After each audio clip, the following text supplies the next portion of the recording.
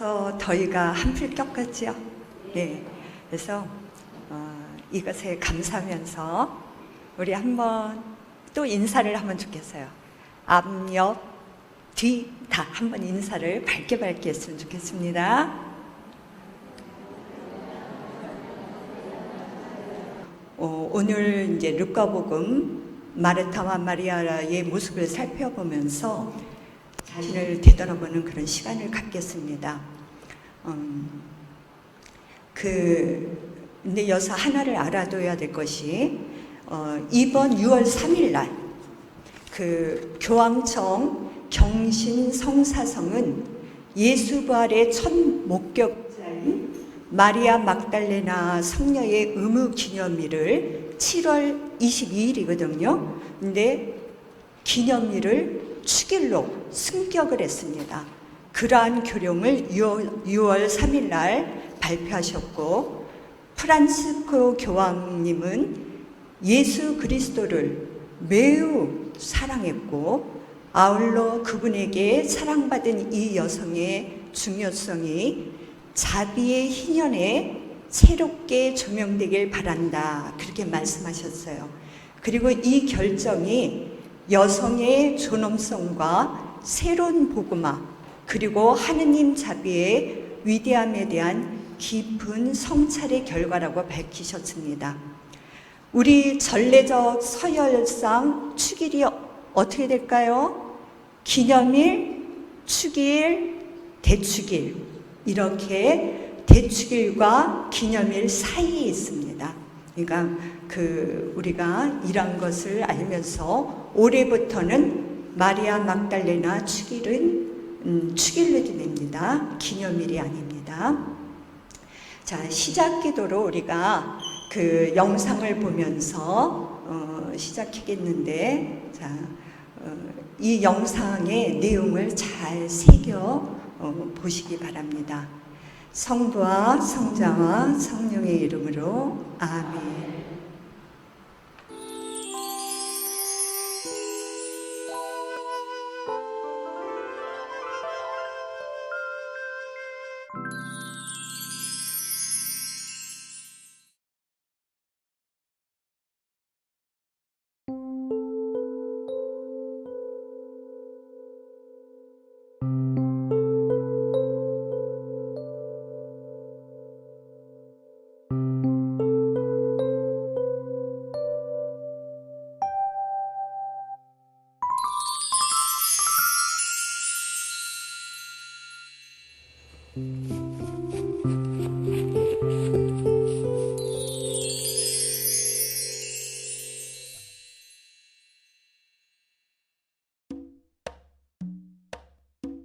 마리아, 어서 일어나 준비해라.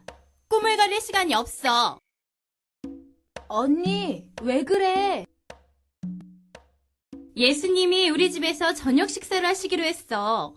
놀랍지 않니? 난 흥분해서 말도 안 나온다. 그렇게 유명한 분이 우리 집에 머무신다니. 무엇부터 해야 하나 정신을 차릴 수가 없어. 그럼 언니, 전 뭘 할까요? 알아서 하렴. 난 예수님이 깜짝 놀라실 만큼 멋진 상을 준비할 거야. 먼저 요리 재료를 준비하고 도와줄 사람들도 부르고 정말 바쁘다 바빠.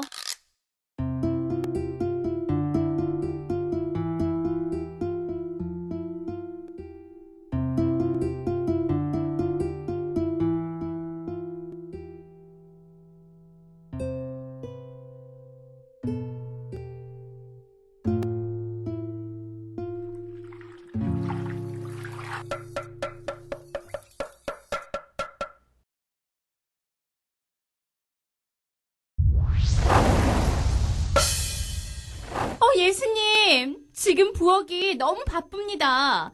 제가 이리 뛰고 저리 뛰고 정말 바쁜데 마리아는 여기 한가하게 앉아서 노닥거리고 있습니다. 예수님께서 직접 꾸짖어 주십시오. 마르타, 넌 많은 일에 마음을 쓰며 걱정하지만 실상 필요한 것은 한 가지야. 마리아는 참 좋은 몫을 택해서 그것을 빼앗을 수 없어.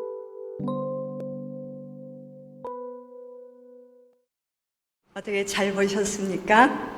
네.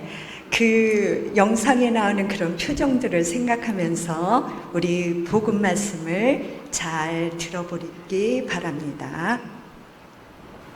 그들이 길을 가다가 예수님께서 어떤 마을에 들어가셨다. 그러자 마르타라는 여자가 예수님을 자기 집으로 모셔드렸다. 마르타에게는 마리아라는 동생이 있었는데 마리아는 주님의 발치에 앉아 그분의 말씀을 듣고 있었다. 그러나 마르타는 갖가지 시중드는 일로 분주하였다. 그래서 예수님께 다가가 주님, 제 동생이 저 혼자 시중들게 내버려 두는데도 보고만 계십니까?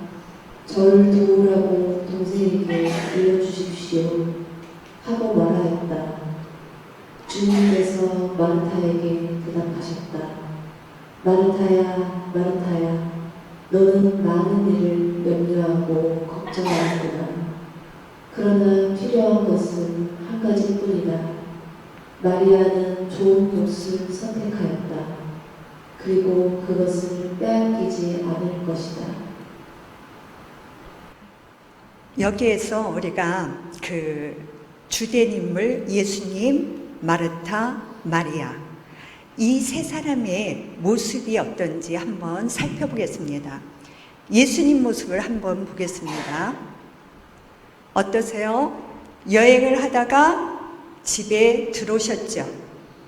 그리고 말씀을 하고 계십니다. 한 여인 마리아에게 시간을 할애하고 계시고 자유로운 태도를 하고 계셨습니다. 아까 마리아 아주 그냥 흐뭇하게 바라보고 계셨죠? 두 사람의 행동에 대한 판단을 해주십니다. 자, 마르타의 모습을 보겠습니다. 마르타는 7월 29일이 기념일입니다. 적극적으로 행동하죠. 먼저 예수님과 제자들에게 달려가서 집으로 모실 만큼 적극적으로 행동합니다. 그리고 마르타의 집의 문은 항상 열려 있고, 그리고 마르타는 환영을 합니다. 친절하고 무언가에 사로잡혀 있고 여러 가지 봉사에 바쁩니다. 그리고 불평을 하고 흥분되어 있고 다른 사람을 자기보다 우선시하고 있죠. 마리아는 예수님 발치에 앉아 말씀을 경청합니다. 그 순간에 가장 중요한 것을 선택할 줄 압니다. 개인적인 친밀감에 익숙하죠. 그리고 내면의 깊이가 있고 자기중심적인 감성적이고 직선적입니다. 우리가 이 모습을 통해서 더 상세히 한번 살펴보겠습니다. 길을 나선 그 예수님과 제자들을 마르타가 얼른 정말 자기 집으로 모십니다.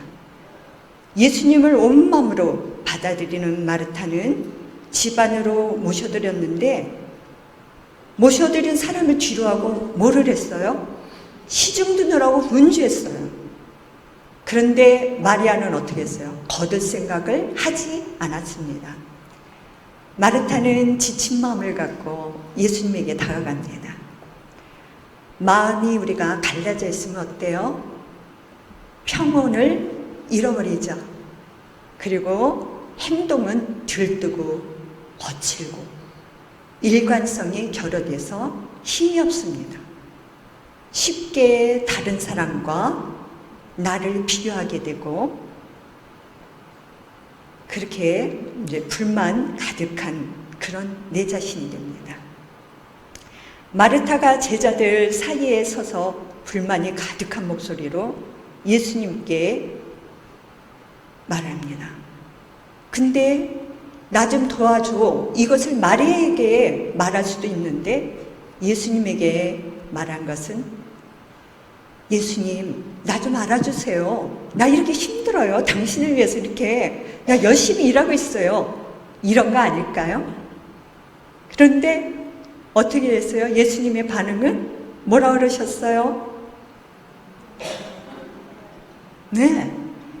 마르타가 원하는 대로 위로해 주지 않으시고 뭐라 그러시냐면 필요한 것은 한 가지뿐이다. 그렇게 말씀하십니다. 근데 이 말씀은 잘 알아들어야 돼요. 그러면 마리아처럼 우리도 모두 주님 발치에 앉아서 그분의 말씀을 들어야 될까? 이 뜻이 아닙니다. 이 말은 우리가 무엇을 하든 반드시 지녀야 할 그런 내적 자세, 항상 주님과 일치 있는 태도를 마르타에게 가르쳐 주신 겁니다. 마리아는 동생으로서 언니를 돕는 것이 당연하죠. 그런데 말씀을 듣기 위해서 예수님의 발치에 다소곳이 앉아 있습니다. 가장 좋은 몫을 택한 마리아는 예수님의 가르침을 하나라도 놓치지 않으려고 귀를 기울이면서 집중하고 있습니다. 예수님 말씀에 귀 기울이는 마리아에게 그분과 어떤 깊은 일체감, 그러한 것을 느낄 수가 있습니다. 그렇기 때문에 예수님은 마리아에게 뭐라 했어요? 가장 좋은 몫을 택했다. 그렇게 그를 칭찬하십니다. 이렇게 새로운 인물을 한번 우리가 꿈꿔와 봤으면 좋겠습니다. 환대하고 예수님 발치에 앉아있고 시중을 들면서도 흥분하지 않고 불평하지도 않는 그런 인물. 한마디로 조화로운 인물이죠. 이 조화의 비결은 어떤 것일까요? 주님은 우리를 활동이나 그리고 기도 안에서 만나기를 원하십니다. 마르타처럼 바쁜 삶을 살면서도 마리아와 같이 주님의 말씀에 귀 기울이는 태도를 갖기를 바라십니다. 우리는 마르타와 마리아를 한데 합쳐놓은 사람들입니다. 가끔은 어느 한쪽에 기울어지기도 하죠. 이쪽보다 저쪽을 강조하는 그런 생활 양식을 선택하는 때도 있습니다. 하지만 우리가 반드시 알아야 할 한 가지, 그것은 우리의 섬김이 참으로 주님의 것이 되기 위해서는 먼저 그분께 나의 온 존재를 내어드리는 시간과 공간을 마련해야 합니다. 그리고 모든 행위에 앞서 가장 좋은 몫인 예수님의 현존을 선택하고 그분의 말씀에 귀를 기울이는 자세가 반드시 필요합니다. 이것은 주님께서 우리에게 맡겨주신 사람들을 섬기기 위해 우리가 갖춰야 될 자세이기도 합니다. 그러고 보면 우리가 주님을 깨닫고 사랑하는 기도와 활동은 모두 중요한 몫입니다. 서로 조화를 이루는 고유한 역할을 강조하고 있음을 느낄 수 있습니다. 중요한 것은 이 세상에서 주님과 함께 살아가려는 그러한 우리의 마음입니다. 우리가 하는 모든 행동이 주님께 드리는 사랑의 행위가 되도록 지향을 두어야겠습니다. 우리가 무슨 일을 하든지 그 일을 예수님을 위해서 예수님과 함께 하는 것, 그 마음을 지녀야 되겠습니다. 그러기 위해서 우리들은 어떻게 해야 할까요? 한번 소리내서 읽어볼까요? 1.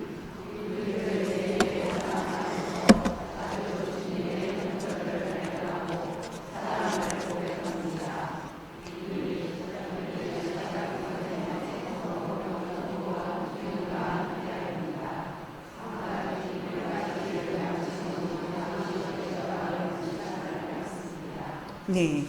우리의 매일의 삶에서 자주 주님의 현존을 발견한다. 그리고 사랑을 고백한다.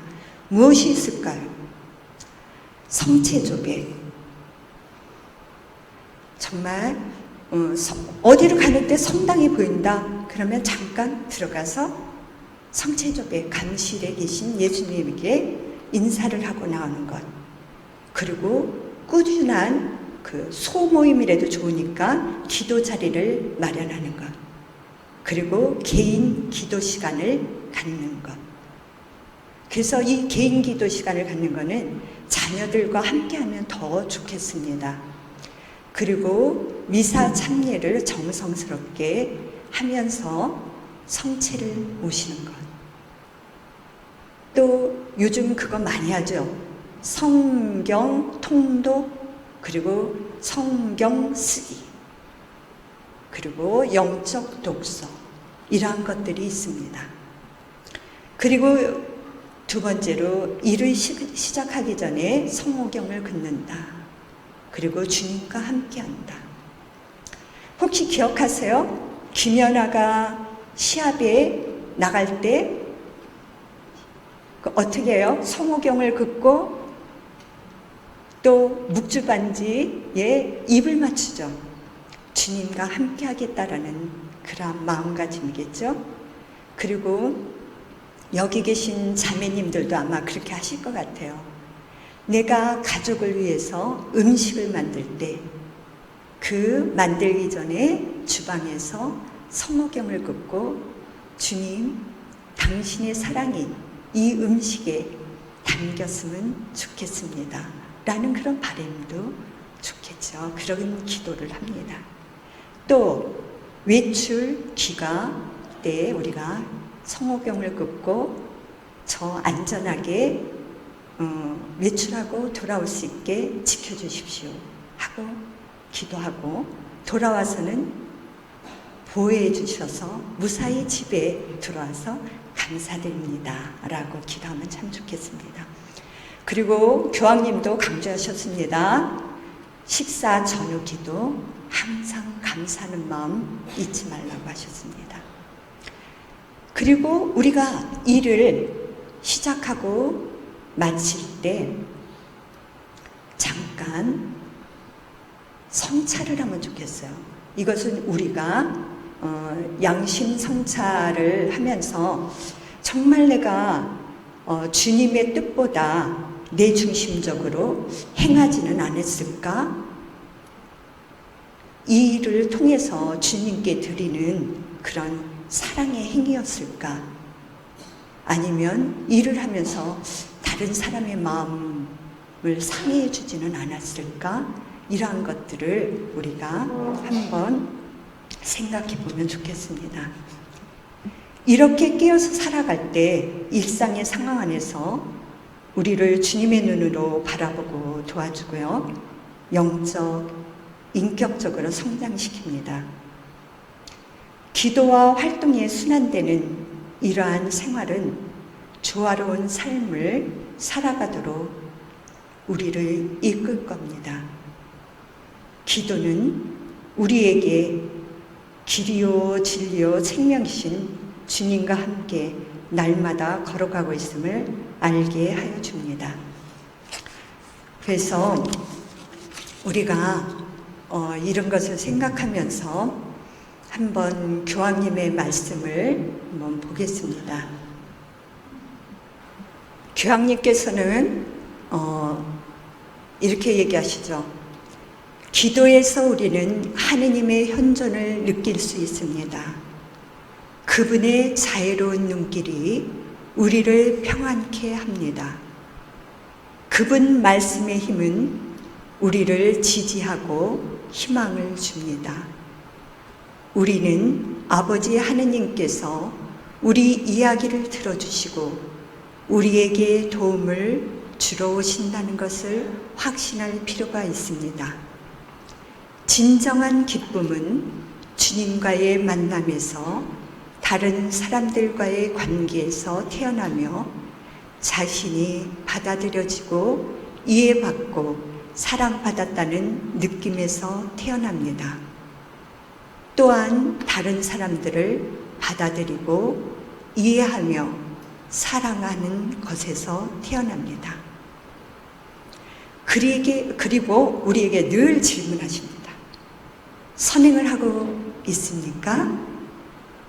작은 것이어도 좋으니 이웃에게 선행을 하십시오.